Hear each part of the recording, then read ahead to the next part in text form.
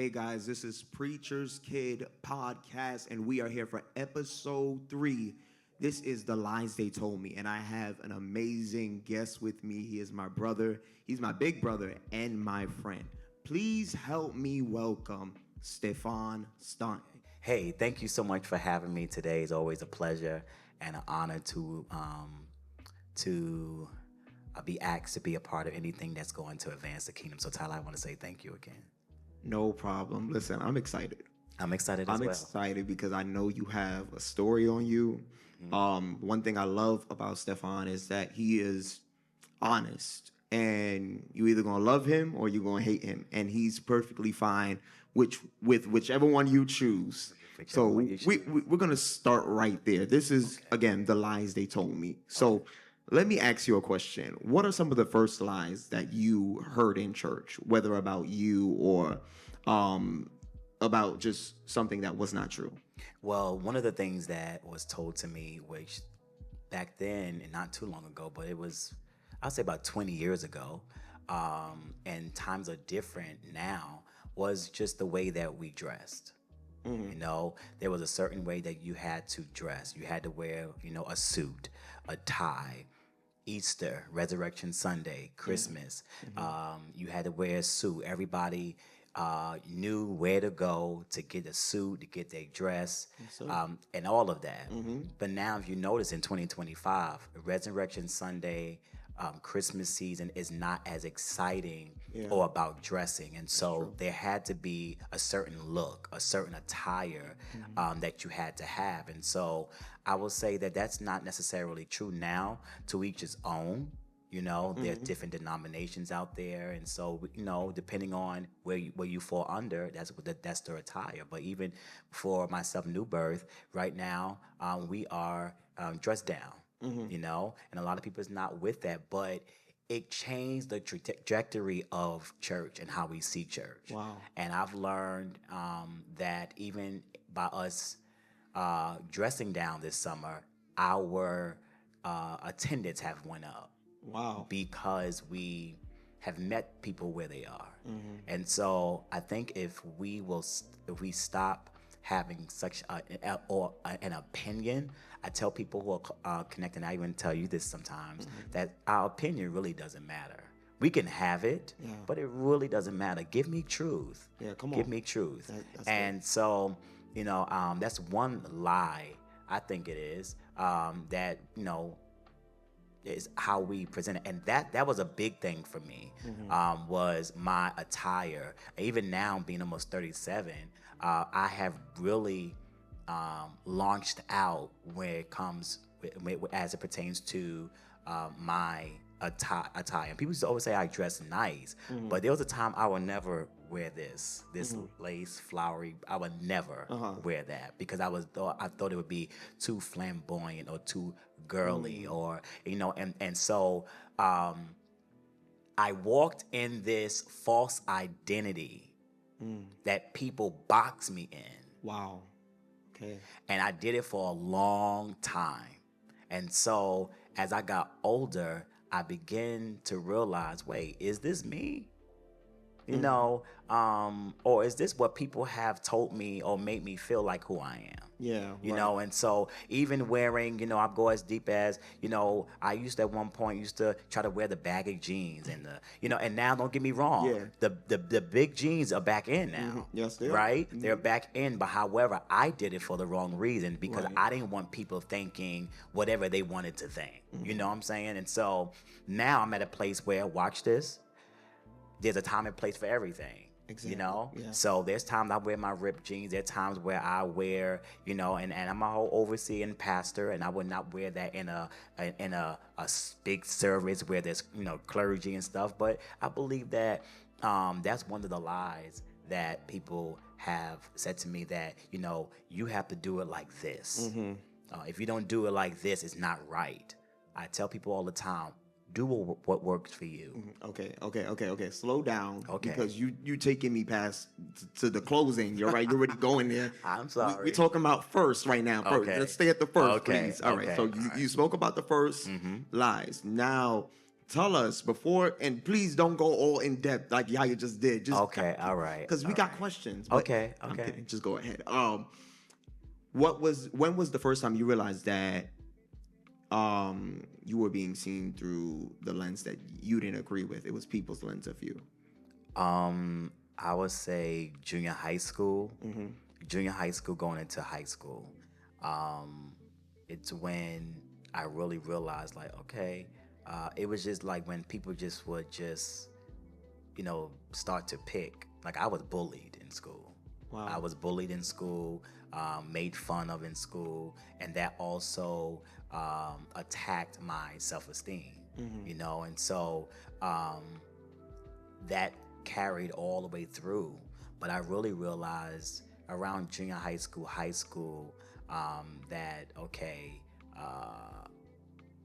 I'm starting to see myself in the wrong lens. And so thank God for a praying mother that kept me focused, and she knew how to pull my collar and say no. One thing, my mother, she raised 3 children on her own with the help of God. And she kept us in church, but she always instilled in us about who we were, Right. And never allow people to change who you are. My mother always, out of the 3 of us, they call me baby. I'm telling my mom, they call me baby, but I'm not the baby. But because God's hand was just on my life, my mother always really reinforced a little more with me because I was just different. I was a different child. And so I would say it was around junior high school, that I started to see, I started to even believe it at first. Yeah. And because, people can be cruel and mean, and to the point where it'll make you feel like it's true. Yeah. But then thank God for mentors and a mother. Like I said, a mother. My mother was my mother, but she was a mentor for a long time until I grew at an age where God gave me someone, a mentor, a father figure, to be able to help me through different difficulties. Yeah. Wow. You said a lot right there. Yeah. That stage of you feeling different, right? You kind of already knew you were different. What did that feel like? Like, what feelings came with that? Were you always okay with being different? Did you ever at one point be like, I don't want to be I wish I was the way everybody else was? Oh, I went through that, I think, majority of my life. Like I said, around that junior high school, 6th, 7th grade. I went through all of the emotions of, I knew I was different. I knew, let's take church out for a minute. Yeah. I just knew I was different as a child. Always was independent, always had my own style. I know color block and all these things is now popular now, but back then I just put stuff, even to this day, I don't wear, not all the time, matching socks. I don't. I put stuff together and it just fits me, and not have a care in the world what people think. Now, that's how I am now. But back then, it was like really like, okay, God, maybe I just need to just fall into the category of what they say I am, because this is too much, But I went through the tears. I went through the just the emotional roller coaster of just being different. I guess feel like I didn't fit in. I mean, I went through that, so it was definitely challenging. It was challenging to the point where I'm much better now, but there was a time where I did not want to think about my childhood. Wow. I didn't want to deal with it, which is not always, it's not healthy at all, because at some point you have to deal with it, and so I encourage a lot of people who are watching, putting things under the rug and not facing it and not dealing with it. And then when you get into your 20s and your 30s and 40s and 50s, at some point in life, you're gonna hit a brick and a bump in the road, and you're gonna have to make that U-turn and deal with that issue. So I had to deal with the issue, and it was like, okay, Stefon, what's the real issue? What's the real issue? And the real issue was not really knowing my identity. All right, let me just take a deep breath right there because I feel like I had to go through that as well with dealing, dealing with that pressure, of just, do I want to be me or do I want to be what other people Right. want me to be? You get what I'm saying? And that is hard. That is a hard place to, get past because Absolutely. when you don't grow up with somebody who is telling you who you are and kind of giving you that identity, Right. you kind of become open to whatever anybody says about you, Absolutely. and that is a big problem where a lot of young people, preachers' kids, are falling short. And you spoke about breaking out of that box. Yeah.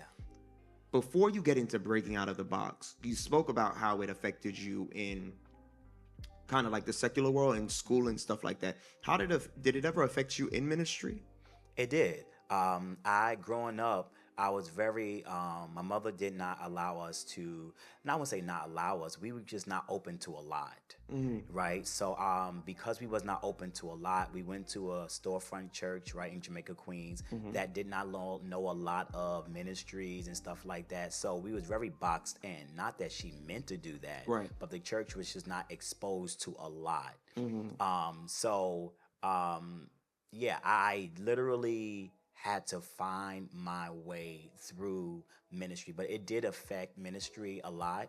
I would not go like, I'm still like that now, but I definitely back then did not go to a lot of services. I didn't support. I didn't, I was just separate myself. Yeah. I was people and people are like that to this day. They think that of me, like I'm very standoffish. I'm really not. Anybody that really know me, I mean, really know me. I'll say that again. Really know me. Know that I am goofy. I am silly.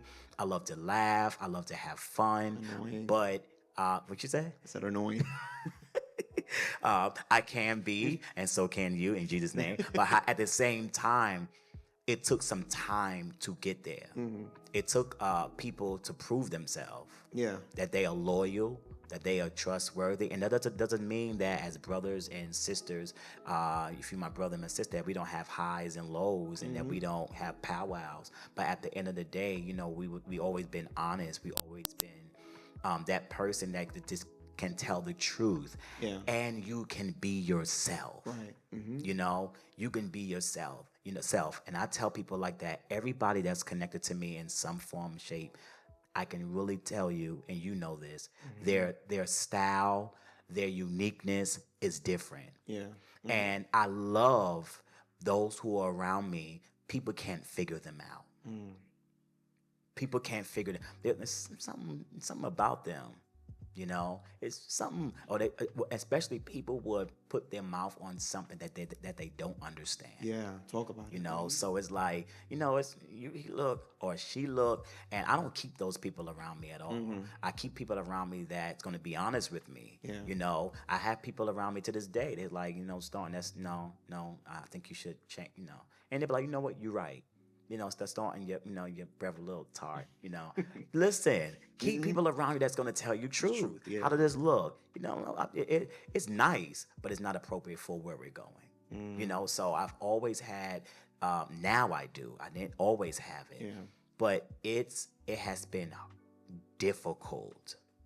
I will not sit here and tell you that it has been peaches and cream. It's been a roller coaster. Now in ministry now, it's better. Yeah.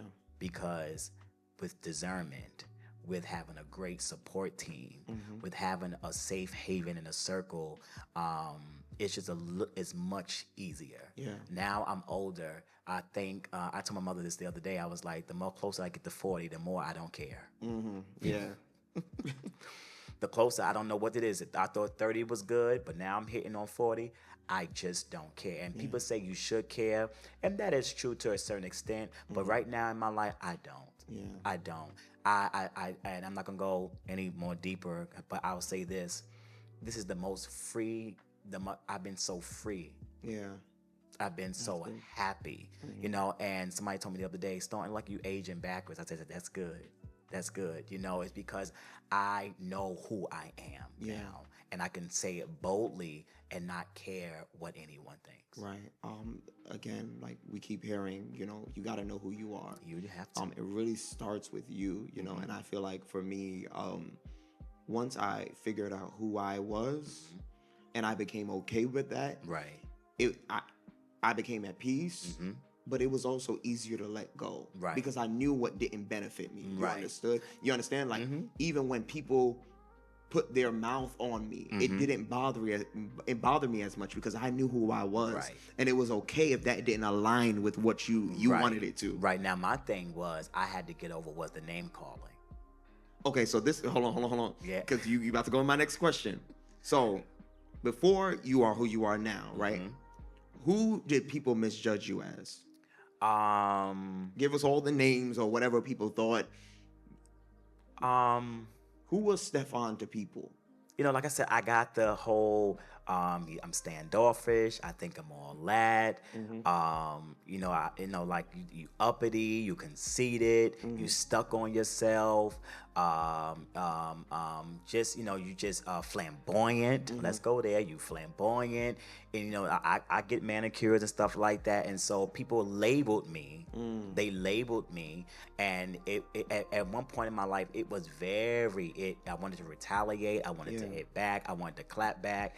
But now I got to a point where I'm like, who cares? I know who I am in God, Right. and because I do these things or I like these things, does not it does not I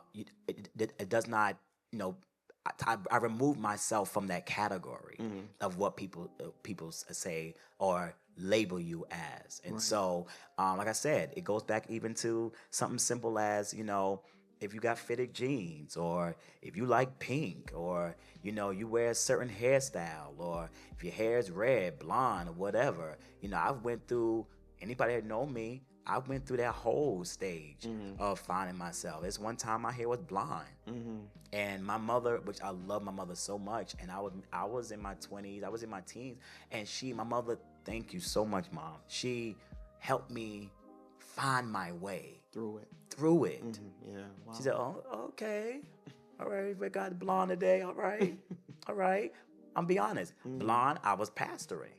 Wow. My hair was blonde, and my church was like, "All right, pastor, all right," but they loved me through it. Yeah. And so you got to find people that will love you through in the season that you're in. Right. And so this is where I am right now. It may not be the best season, but just work with me. Find people in your life that will say, you know what? I love you where you are. Now, you're not going to stay there, but I love you where you are. All right? You're having a low moment, but you won't be there forever. Yeah. So I had to, and also not being afraid and stop being so guarded. Apostle Yvonne Clark, God bless her heart, she says something to me all the time. What happened? No, I was saying shout out. Oh, Shout out. She literally said to me when I started ministry, she said, you're going to have to guard your heart, but you're going to have to also open your heart.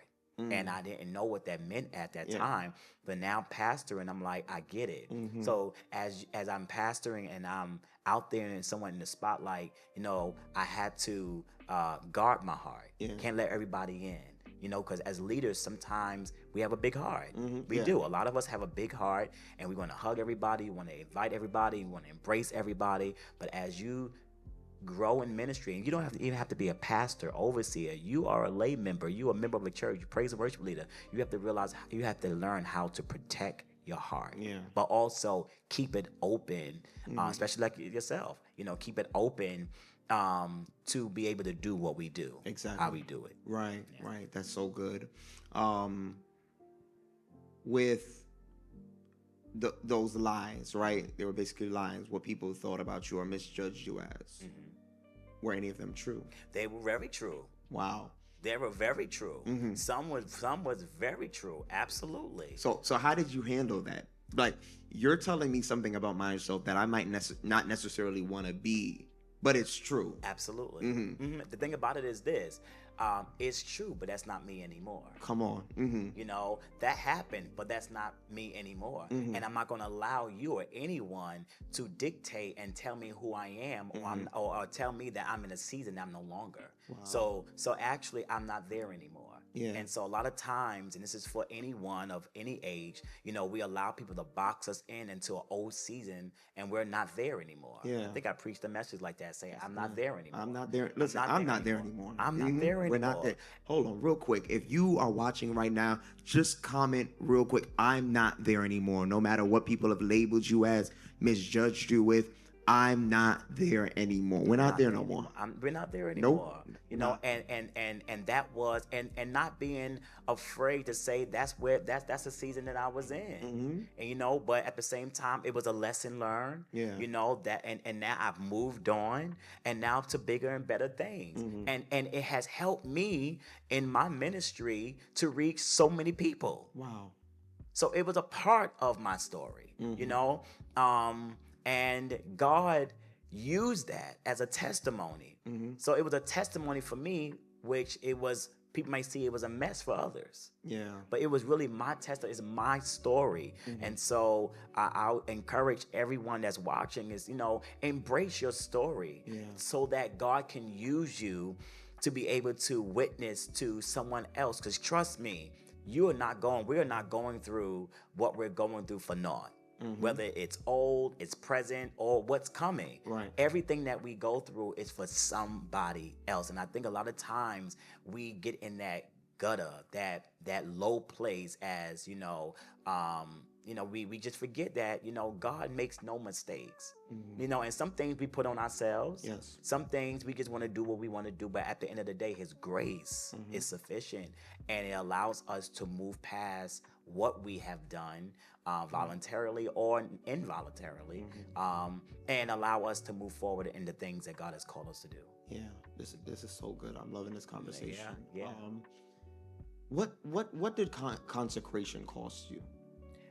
It cost me my life. I actually wrote a book in 2023 called A Stable Pulsation for Eternal Oil. It talks about a consecrated life. I knew about the power of prayer. I grew up in prayer. I was birthed out in prayer. My mother is a prayer intercessor. Anybody that knows me, I've been around prayer all my life. And consecration has literally cost me everything. It cost me to remove myself from certain people and groups, and just pushed me into a place of seeking God even the more. Yeah. Yeah. What is it like to be known by God? What is the difference between being known by God and known by people? Being known by God and known by people. The thing about it is, in this generation that we're in, being known by people could be it's popular, but it doesn't last. Yeah. Because people can be fickle. They be with you one day, and then the next day, if you don't do what they say or how you say it, or if you don't, that level of control or access, they'll just push you away. But to be known by God is to have his approval, his approval and stamp of approval. He chose to be known by God. He chose us for such a time as this, to call us into the marketplace, to call us to preach his gospel. And so I just want to encourage those that are watching, to be known by people, that will fade away. Yeah. And be careful with that, because being known by people, that's why my mother and mentors have taught me all the time to this day. Remain humble. Remain humble. Be known by people. It sounds great, but is it really? Yeah. Also being known by people, for me, this is just my thoughts. It's especially the certain people, it's a lot of pressure. To be known by people also that's an honor as well. Yes, the right people. It's God brings you before great men. It's very important that even if you are known by people, that you honor that, and be led by God to cherish that, especially if it's great women of God that's going to push you into destiny. Yeah. But to be led by God, I'd rather be named by God and called by God anytime. Yeah, right. Because he holds the world in our hands, and he holds our destiny. And that's the greatest place to be. Yeah. Wow. I think sometimes, God has given us the ability also to name things. Right. And it's a good thing, but it's also a bad thing, because sometimes, like we were saying before, as people, we put our, we name things. You get what I'm saying? Well, right. this is different from me, so it's this, it's that, instead of really getting to understand people and know who they are.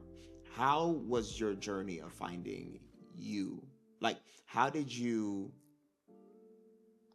push out all the lies of what people were saying and maybe what you even felt about yourself and said, God, I want to live a consecrated life.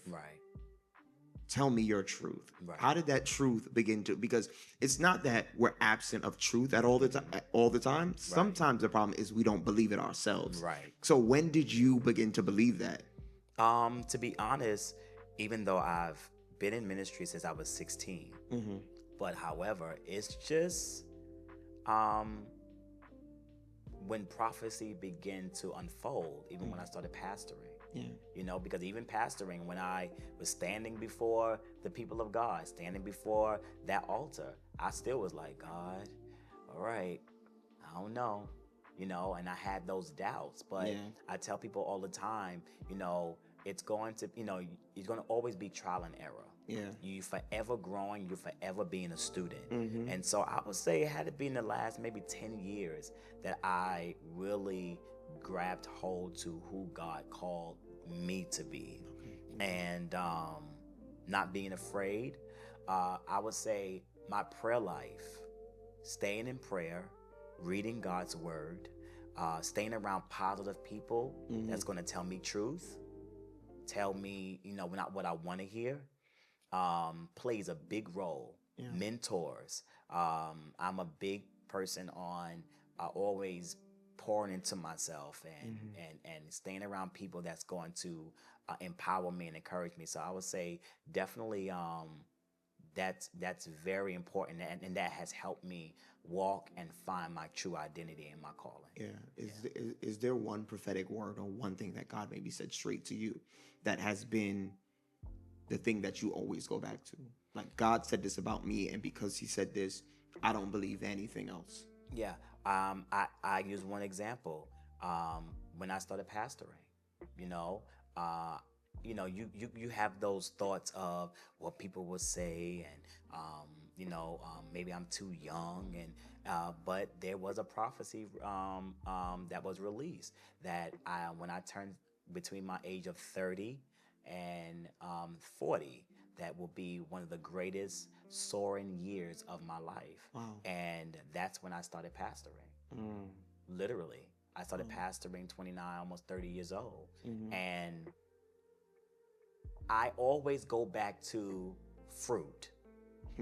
I tell people all the time, and it's for those that are watching, whether you're in transition, whether you are leaving a job, whether you are whatever it might be, it's either going to be two things: fruit or no fruit. And even those that at New Birth that has transitioned and left, moved on. And a lot of times, I could speak for me. A lot of people who have transitioned from New Birth, because it happens, you grow and you move on. You know, we're almost 6 years old, and so a lot of times we get the whole thing of, so you're not mad? No, you don't belong to me. You belong to God. And so if God is saying that that it's time for you to move on and grow even more, then guess what? I tell them after we hang up or we have our meeting, two things is going to happen. You're going to see fruit or no fruit. So I wish you all the best and Godspeed. You know, and I tell them it's not sarcastic about it, but that's my honest heart. I want you to grow, and this is all where this is as far as God is taking you in His ministry. But so I use that as an example. You know, that has really helped me as a pastor, just maneuver through all of that. Wow. When we start talking about healing, right? So if we go back to being mischaracterized and misjudged, was there did that ever cause rejection? Oh yeah, I went through the whole rejection. But I'll say this, and people say it as a cliche, but I say it because it's my life. What I thought was rejection was really God's protection. God protected me from so much, and not just church, secular, open doors I thought that was God, in the secular world, because a lot of people don't know, before pastoring, I worked at the district attorney's office. I was in the school system, I worked in the medical, so I have my hands in different things. But there were some doors that were closed. Yeah. And so that rejection, at one point I saw everybody just, oh my goodness, they're preaching here and preaching there. And I had a mentor that told me, he said, be careful of social media. And it's for those that are watching, Yeah. be careful of social media. And you see all these, and ain't nothing wrong with it. I ain't knocking it. Yeah. But a lot of times, oh wow, their itinerary is full. They put out their itinerary, it's full. They're going here, they're going there. But you don't know what's going on behind the scenes. As much as God has thrust them, into where they are in their ministry, it takes a lot to stay there. Yeah. And so I've learned to work in the lane that God has given me, Right. and so, the rejection was big, but I had to watch that. I had to watch that rejection, because if you don't deal with that rejection, it becomes bitterness. Yeah, I think that's good. We were talking the other day, and just bringing people into that. Like, Right. we were talking about the season that I'm in, and how sometimes I feel that same way. And what the Lord said to me was, what if I was using this as a tool to bring you to the next? Yeah. And one of my prayers has been, God, whatever it might be, whether it's rejection, let my heart remain the same. Because Absolutely. sometimes when you're being rejected, you develop tough skin, because you have to, just, especially in ministry, you got, like you said, you have to, go to this assignment, go here, you go, Right. and you kind of start to believe that you're going to Right. be rejected, Right. and Yeah. it kind of makes you standoffish, or it kind of makes you be like, God bless you, and just keep walking. Absolutely. Like, what kind of healing is need? Like, what kind of healing, when we talk to identity in the church, what kind of healing do you think is needed right now? I definitely mental healing, emotional healing. Yeah. Emotional healing. Because I'll say that because I use this example, and you something came to me, and when you was talking, when we're standing before God's people, and it goes back to identity. I will always say, well, will they receive me? Because I don't look. Now, one thing that I fought with, and we talking about, this is going back to even healing, it's going to connect with healing, was I don't look my age. No, you do not. I don't look my age. So I fought that for so long. Okay, this person want me to come for a prayer service. This person want me to come and preach. Especially if it's a church, it's a new fellowship. Like, I just got freed. Oh, I'm being very transparent. Come on. I just got freed from that not too long ago, of opening myself up for new fellowships, because it's like, okay, it's a new fellowship, it's a new church, that wants me to come. Will they receive me? I know they're leader, but they don't know me, and I look young, and I don't want to go, because it's gonna be a little, might be a little stuffy, it might be a pull. And God was like, I called you there. Yeah. Wow. I need you. And this is where God said to me, He said, now now you're being prideful. Yeah. Because now you think it is about you. You're worrying about you and what people gonna think. Wow. He said, I need you to walk in my authority. Yeah. And you take authority over the atmosphere, Yeah. and you command the atmosphere. And once you fully walk in me, then everything has to come subject. My God, When God gave me those words, it freed me on another level. So a lot of times when I walk, and let this bless you too, I tell you this all the time. I'm hitting when I walk into a church, and I feel it, I feel, oh, okay, he look different from his fly. Okay, all right. But when I get behind the podium and I begin to open my mouth, it shifts the atmosphere. And so for those that are watching, I listen. You might look 19 and you're 42, or you might be 25 and you look 25 and you in your 30s, late 30s. I'll be 37 in a few months, and people think that I am between. I get sometimes. First of all, y'all, we look the same age. I get lower than that. I get lower than that. What's the lowest you got? I've gotten 19. Well, I've gotten 13. Blood of Jesus. So you said 13. I get 13. Especially if I cut my hair, I would get 13 a lot. Now, my hair, but that's another thing. Uh-huh. By I get 19 years old. I Yeah. get 20, 21.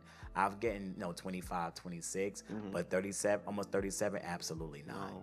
But I've learned to walk in my authority. Mm-hmm. I've learned to command the atmosphere Mm-hmm. and walk in my true identity.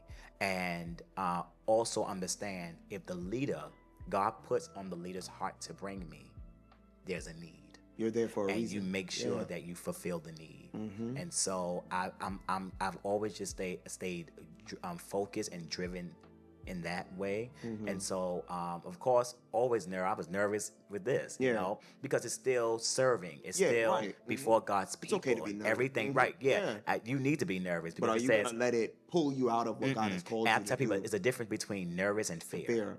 Can we talk about how fear is actually rooted in pride? Yeah. Like absolutely. you being so fearful to do something is Yeah. actually you being so prideful in yourself to right. think that people really and it's care. also a level of a little insecurity. Yes. It could be falling under insecurity. You know, it's especially fear of the unknown.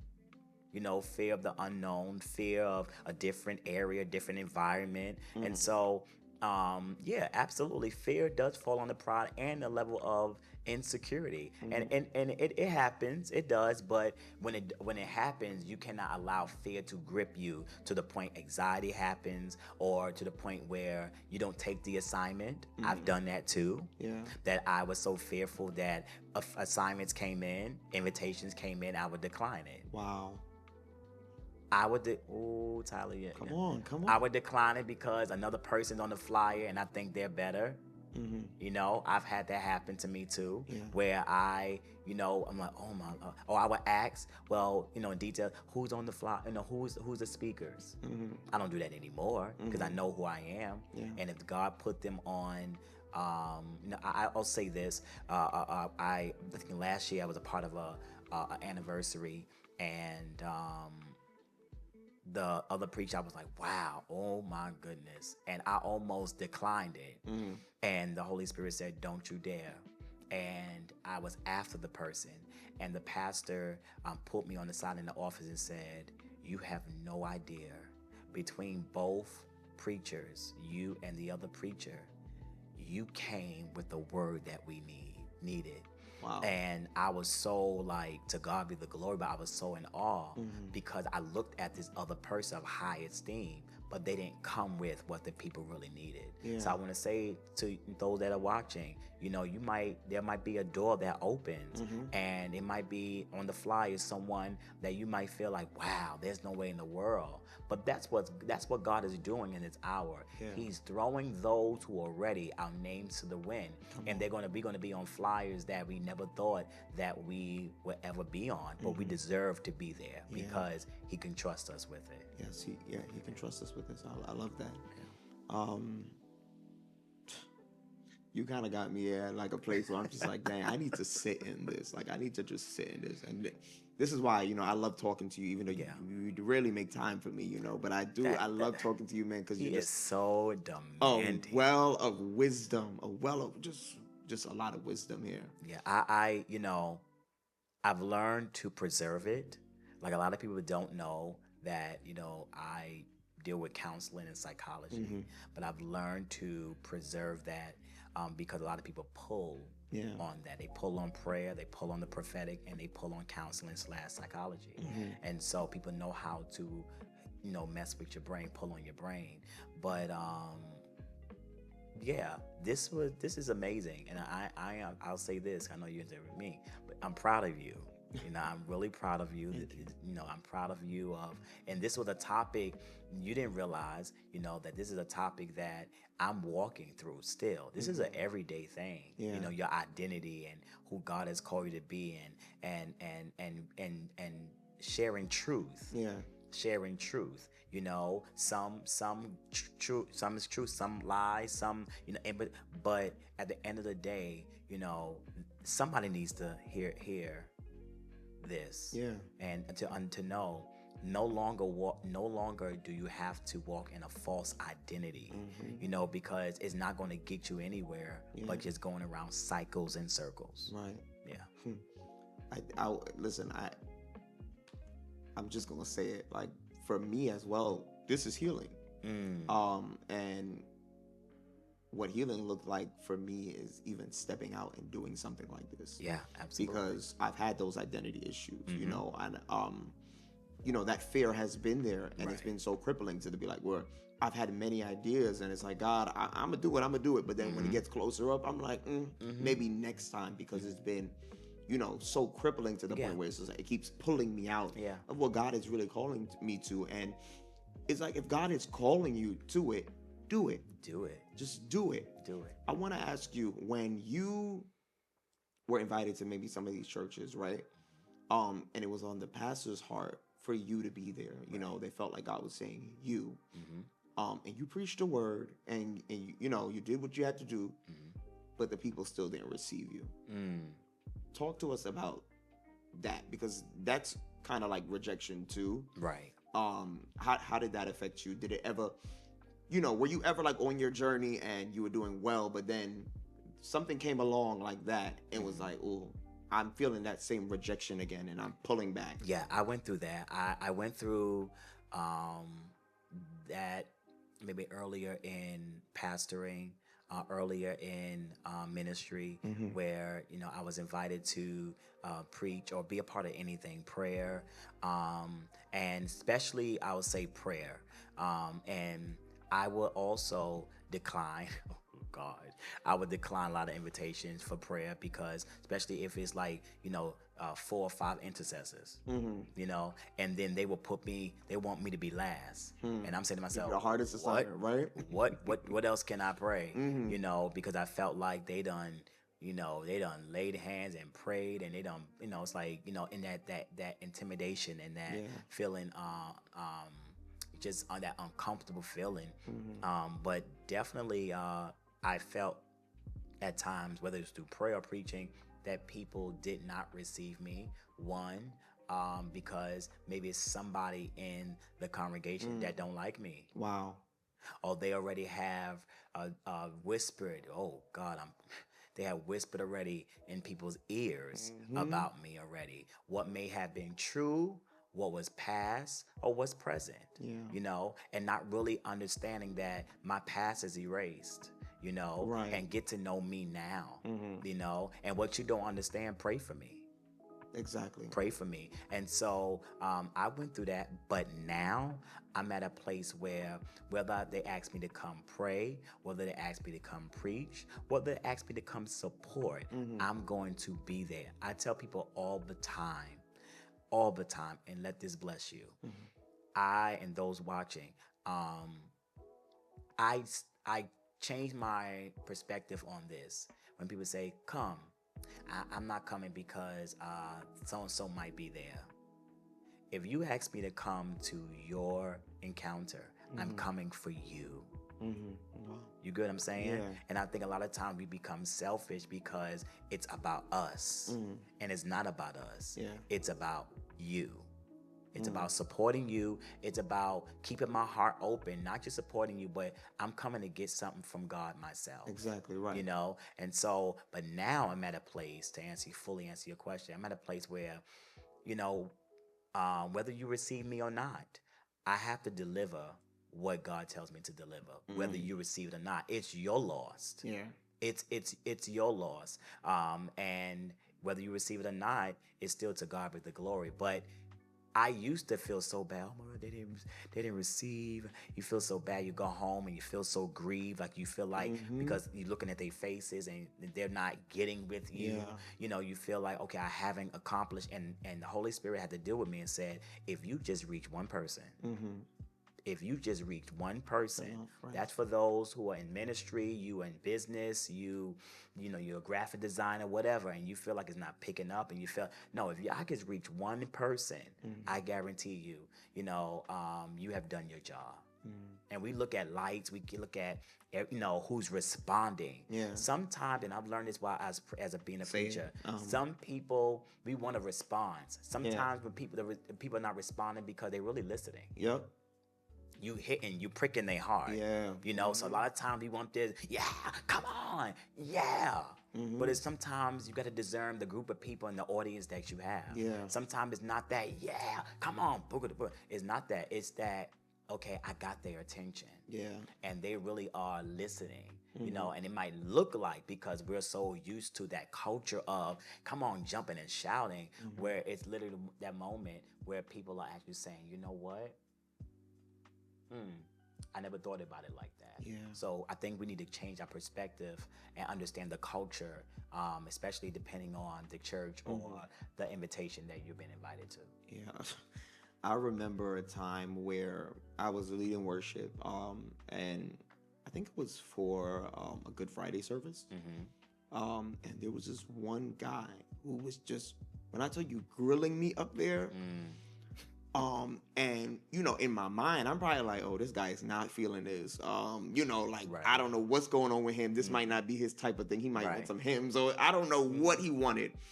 And I think the thing that blessed me so much in my walk was after he was the only one that came to me and said, you know, as you minister today, you really convicted me. And he said, I'm not a person who shows it much, but he said, Right. when I walked out to go to the bathroom, he said, I broke down crying. Wow. He said, I didn't want nobody to know, because he's not one of it, but he said, Right. I know today that I need to get my life together. Wow. And when I tell you, I was just like, wow. Yeah, because we can assume. Right. Because, you know, as I said before a few minutes ago, the culture is different. Yeah. You know, and I had to learn that too.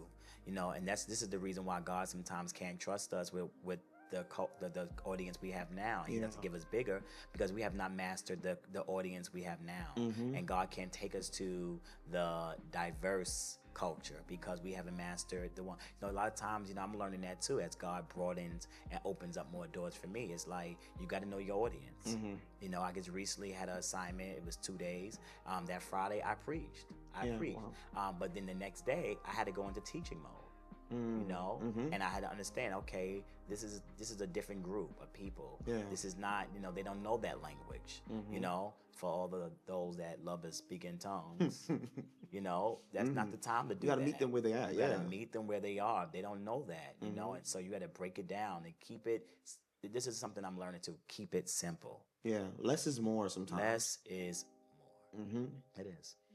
What's, you know, you are a prophet, you know, you know, sometimes we could be like very, you know, emotional, Right. or Very. you know, dramatic. Very. Was there a time where you ever just wanted to give it all up, or was there a time that you were really like already in ministry, maybe not an overseer, but you just said, I'm done? You just said, I'm done, and you put everything that you were doing, no matter how small it was, put it down and went back to the way you were living before, because it was all too much.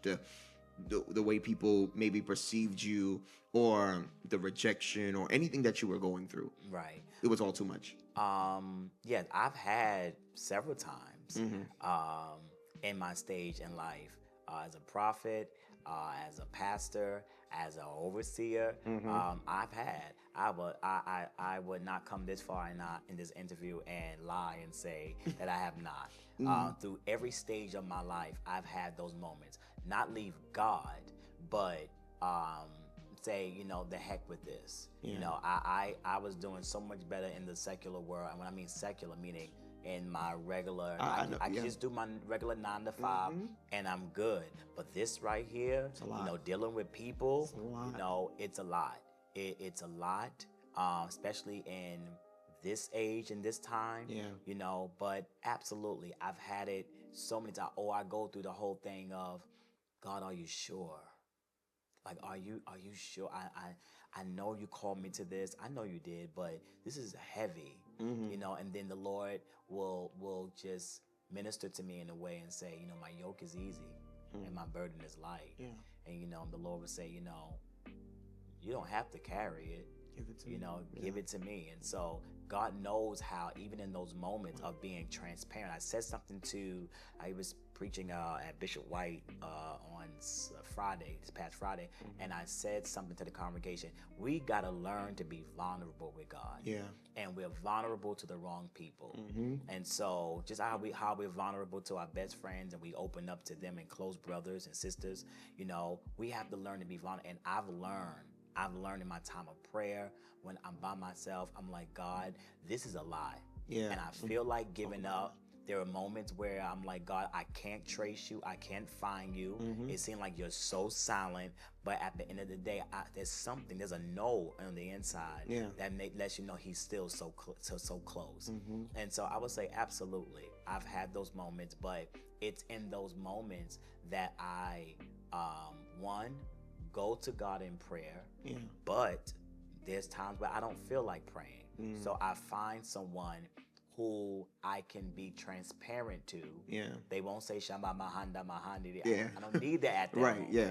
I need you to say something to me that can snap me out of where I am and tell me to keep going. I don't need tongues. I just need you to speak life into me. Yeah.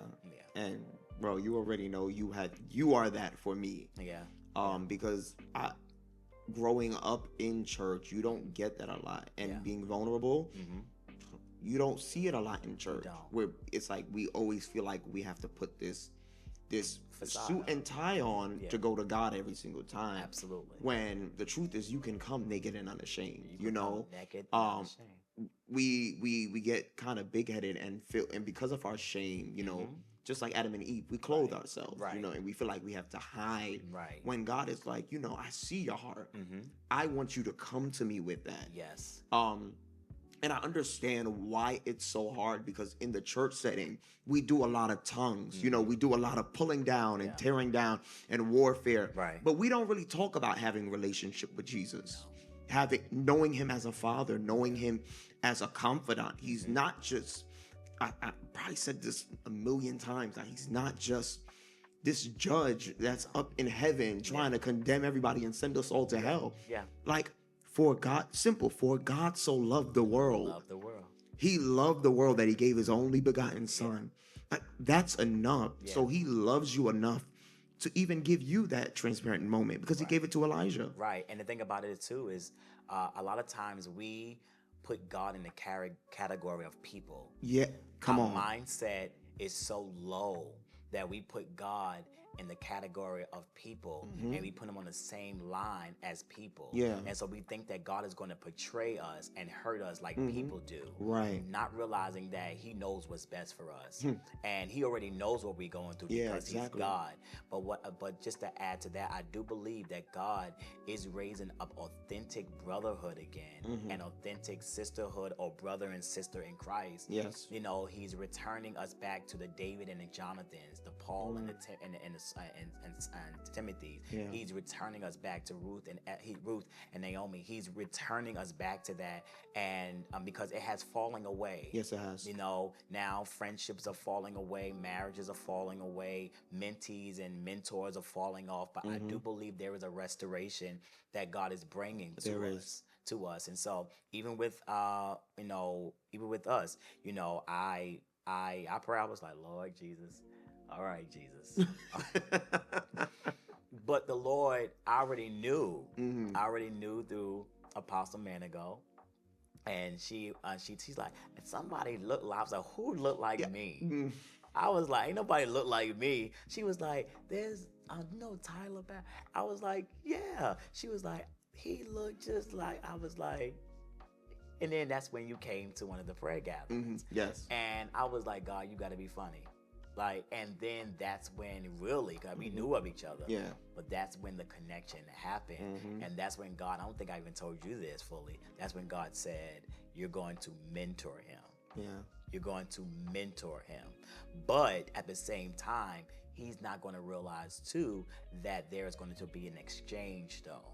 You know, but that's how it should be. Yeah, no matter, it doesn't matter about age. When God has ordained brotherhood, sisterhood, brother and sister, there's no age to it. Exactly. You know, and God has graced you with a level of wisdom as well. But I do believe that God is restoring that David and Jonathan and that Naomi and Ruth and that mentor and mentee relationship. Yeah, it's definitely needed in the church. Definitely, and definitely. You said the falling away, you know, I think the problem is the falling away of the old, you know, like the mothers, you know, the mentors are, you know, more aged, more of the wisdom that to give to. We don't have that. No. So as younger people, we kind of like a lot of the things we just do with no blueprint, you know, like we know we want to live for God and we know we want to, but it's hard, you know. But it's also what God is doing. He's also using us to connect the breach and the gaps. You know, there is a breach, but the Lord is using us to connect it. And that's why I am that. I would say the Lord is using me and using yourself and even our generation to, because there's been this disconnect, as you said, with the mothers and fathers before us, and you know we're not ready, and we think that you know we know it all. That's not all true. There are people that God is raising up with a sound. And that sound is not always having a mic in our hand and preaching. Some is worship, some is graphic design, some is in the back, you know, some is doing in the marketplace and the outside. But whatever God has called you to do it, let's do it together. Let's build together. Kingdom collaboration. You know, and that's something that I'm working on in the months to come. You know, of connecting people of different avenues in the marketplace. You know, and let's just do something big. You know, for the glory of God. I preached something on Saturday called "Glory in Dark Places." It's time for us to carry the glory of God in dark places, and the dark places is out there. So I will say that it's necessary and it's definitely needed for that connecting, that mending, and I know that it can be done if we just put our pride aside, if we put our opinions aside, and let's say it's all about Jesus. You don't understand how much you're confirming things right now. We were before you came, we were literally, Cheyenne, you right in the back. We were literally just talking about kingdom collaboration. Forget all the differences. Forget all the little, well, you wear jeans and I wear skirts and hats and this stuff. Forget all of that. Why not let's come together and build something? Build something that lets the world know that Jesus is Lord, you know, that he died for your sins. You understand? Absolutely. Why not come together? We were talking about doing basically like an evangelism movement. Absolutely. Where we're like, you know, we have them, but sometimes it's like when you're doing it with just your church, you got like five to maybe 50 people a part of that. But what if your church and my church and other ministries, we got the creative space, and like, what if we all came together and we had thousands of believers together doing a prayer walk? I'm telling you, I have a desire, and I'm going to talk to Cheyenne too, all of us. I have a desire to block, and I want to do it probably next year, and I'll talk more with y'all you know, later. But I have a desire to do a big block party, like block off a street, have a stage, everything. Cheyenne, I'm sorry. Is this not what we were just saying? I don't even want you to say, because I feel like you're trying. No, but here's the thing, because I was just about to say you're trying to steal my idea. Really? You see, and that is the problem. So I'm gonna rebuke myself right there. That's the problem. Wow. Where it's like it's always our thing, and if somebody else has the same idea, we can't just come along. You get what I'm saying? Be like, well, I had the same idea. So instead of us doing something different, let's come together and do it. And I wanted to do it this year, but it didn't happen. And I want the right people to collaborate with. And I want that strip on that block to be a stage. They could get tested for whatever. Backpacks. They got food. I mean, and it feel like we're not running out of food. The food is free. We're not trying to get money from anything. We got sponsors. We got health clinic. We got workforce out there. You know, helping people get connected to different programs and to build your business. And so this is kingdom. This is kingdom. That's the marketplace. And so I believe that's where God is taking us. Yes, he is. You know, that's where I even told Newberg next year, that's where I'm heading. I'm not, you know, and I have no motive of my own. It's all about him. It's all about God. I'm not trying to get money. I'm not trying to, it don't have to even be on with my church block. It could be on right here, Rutland. It could be wherever. I just want to be a part of what God is doing. Exactly. Yeah. Man, I want to be this is amazing. Yeah, It's amazing. I'm also working on at some point having therapy sessions. Yeah. You know, having turning my services, my Sunday service into therapy, counseling, big Group counseling. therapy. Yeah. Mhm. Literally, church has to be different. It can't be It's the not same way that it. we've been doing it for so long. There has to be. Man, I wish Manny No. was in here right now because he was just talking about I it. am literally working on that for the end of the year, going into next year.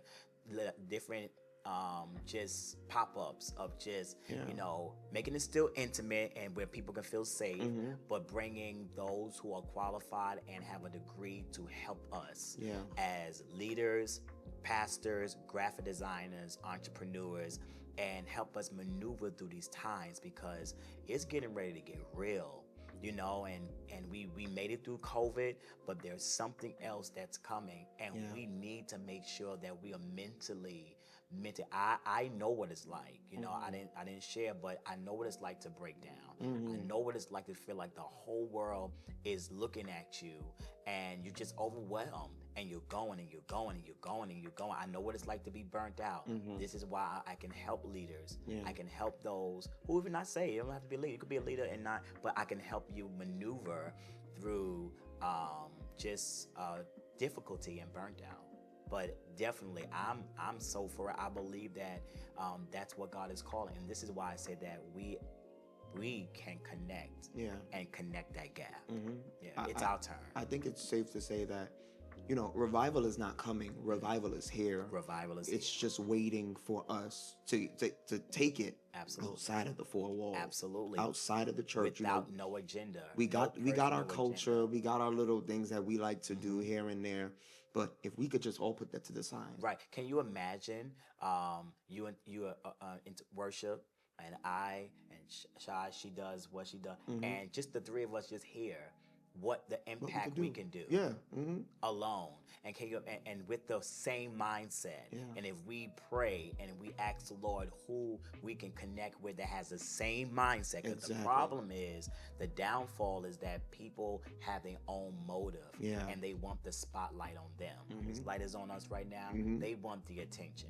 So like, okay, yo, no problem, man, I'm good. Though all of a sudden, when we actually have planning and building, they shift on because now their motive is wrong. Exactly. So, you know, I believe that God is really raising up yourself and myself and Cheyenne and so many others that are watching, that will watch, to raise us up to just say, what do? You do nails, you do hair. No, and I like this block party, y'all. I want it to be where like barbers, they're doing hair. There's a table, people doing nails.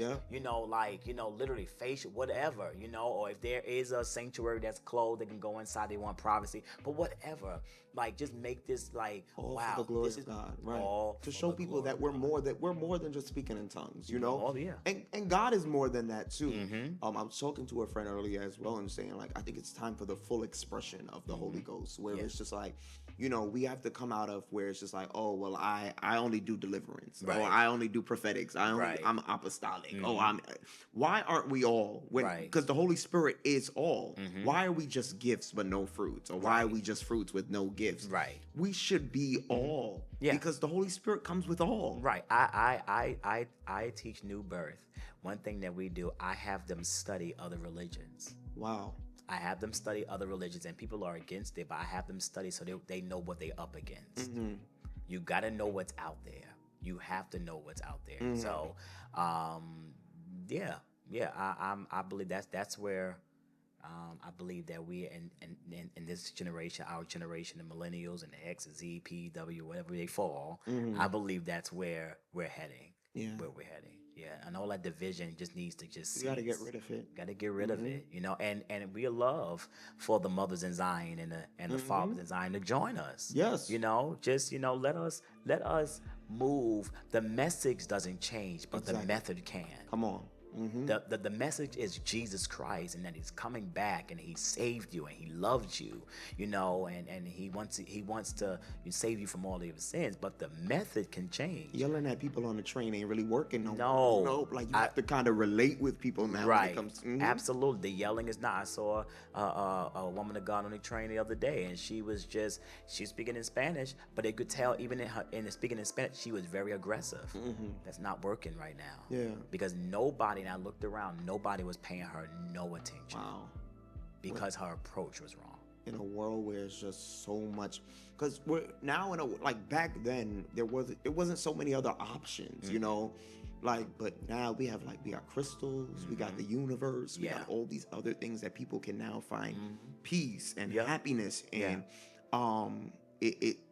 we have new age mysticism now. We have witchcraft, that's more. We got psychics on the street, literally. Absolutely. Twice I've been walking on the streets. I've been asked, do you want a palm reading? Like, it's becoming more. They don't bother me. Huh? Well, listen, it's because they don't.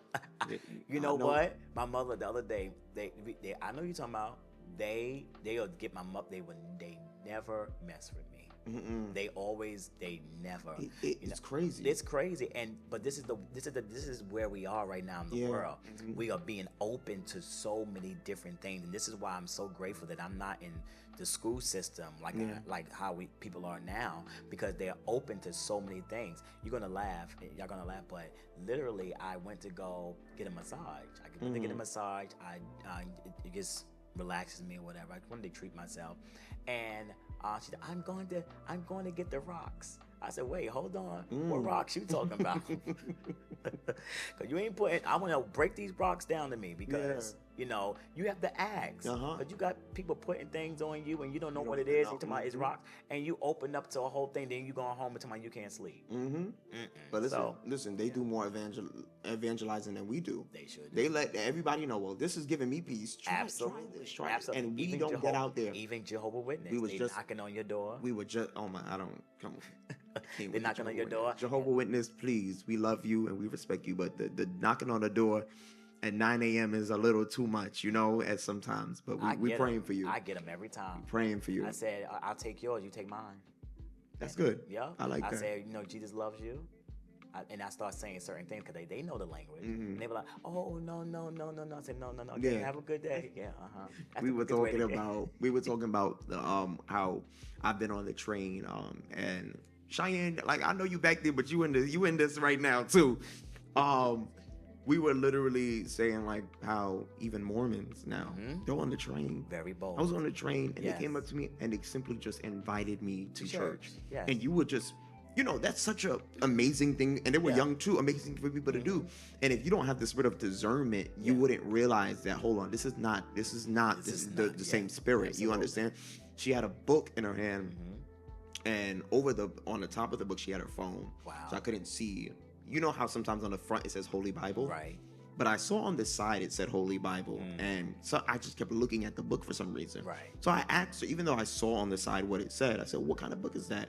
And she said, oh, this is my Bible that I read. And I said, oh, can I see the front? And on the front it said the Book of Mormon. Wow.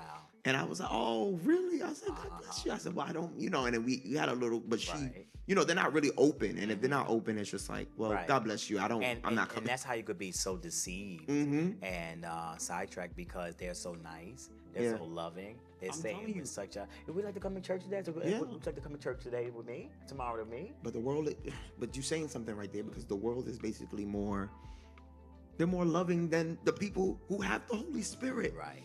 Like, and we have to come out of that. We can't be there anymore. Yes, and I share this with my sister all the time.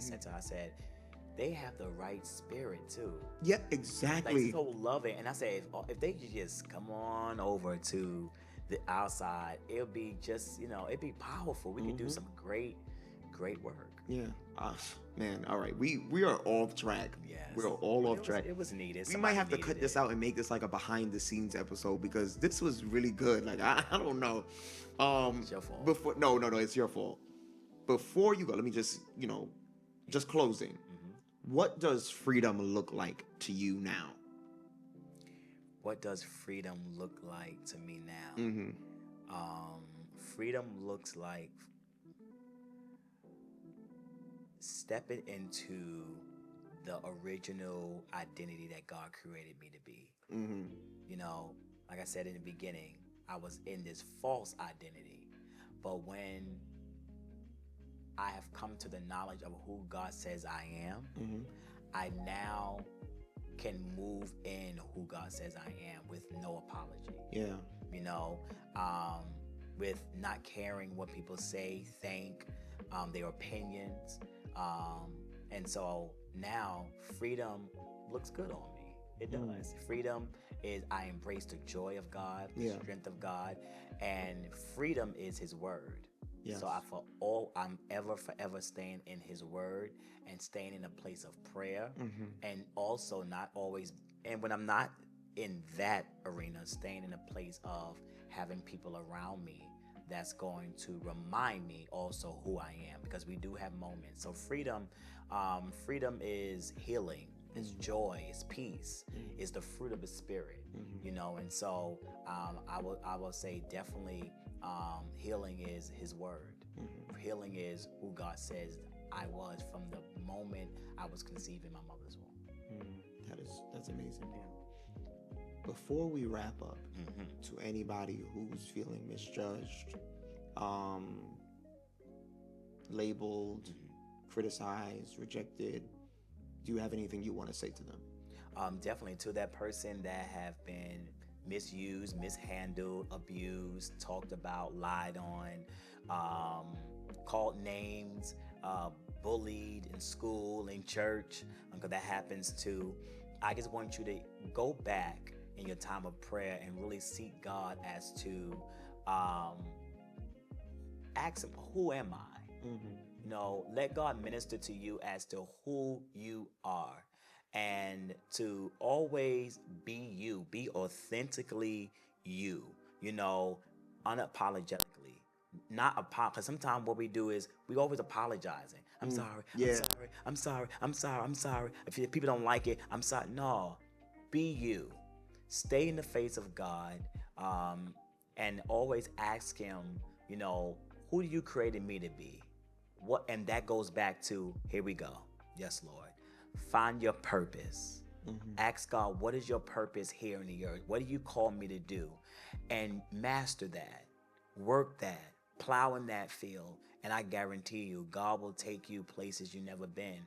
And whether people talk or not, they're going to always have something to say. Yes, they are. They're going to always have something to say. You know, that will help you remain focused. You know, that will help you remain focused, because it helps you to know that's all that really matters is what God says about you. Yeah. Let the people know where they could find you on social media, hear more of your heart, and what you have going on. So Facebook is Stefon Staunton. But listen, he don't really add people like that. He's bougie. I don't care what he said. He's bougie. He will let your friend request sit right there for a year or so. So if you don't know him, that might not be the right place. I'm just gonna say that for them. So this is the best thing, and he's absolutely correct. This is what I would say. Just follow my church page, New Birth Global Assembly. Yes. Follow our Instagram, New Birth Global Assembly. There you will find our times of worship. You will find different word of the day and different things like that. You will find us on YouTube, New Birth Global Assembly, and there you will find us live. You'll find us upcoming events. Right now, I'm getting ready to do, this is actually the first time I'm saying this, but I'm actually getting ready to do a 2-day revival in September called the Strategy Revival. Okay. And so that will be in September. And then just keep a follow and keep looking out. I'll be, God's willing, a city near you, preaching the gospel, praying, or just supporting. Yeah. What about books? So I know you have. I have one book that I birthed out in September of May. September of May. That makes no sense, Jesus. That was birthed out in May 2023. I'm working on another book. I'm working on 2 books actually, one for leaders and one in the prophetic. So that will be coming out sometime the end of the year, top of next year. So that is working. I'm working also on a manual for leaders. What to look for, the do's and the don'ts. Yeah, wow. You know, and so how to kick off ministry, and you know, it's only my experience. You know, and so I'm seeing a lot of leaders. They're just trying to find their way. They may not have a mentor or whatever, but they know God called them into ministry. Right. And so I want to give them a manual as to how to start. You know, how to start plowing and what to look for, the do's and the don'ts, what to be careful for. You know, not to, you know, one thing is not to put people into position so hastily. Yeah. You know, how to vet people, how to discern, you know, and so stuff like that. But those are the things. I'm mostly now just putting my hands to the plow and just doing evangelism. Still preaching at my church every Sunday at 3 p.m. But besides that, I'm just doing a lot of evangelism and, like I said, collaborating. I decided to collaborate and just advance the kingdom. Yeah, and next year, 2026, we got to do something, y'all. We gotta collaborate. We do. And you know, get the love of Jesus, the Word of God out there, let people know. But listen, guys, this episode has been more than amazing. Well, thank you for having me. I appreciate it. I'm happy that you were here. And listen, I'm gonna tell you right now, you're coming back for season 2. There you go, bossy. You can bossy spirit. You guys, listen, if you enjoyed this, I want you to like, comment, subscribe. If you're watching on, you know, Apple, Google, YouTube, whatever it is, get the word out that Preacher's Kid is here and it's here to stay. This is episode 3, The Lies They Told Me, with, I'm going to just say, overseer, prophet, Stefon Staunton. I'm happy that he was here today. That's a lot. And until next time, enjoy and be safe.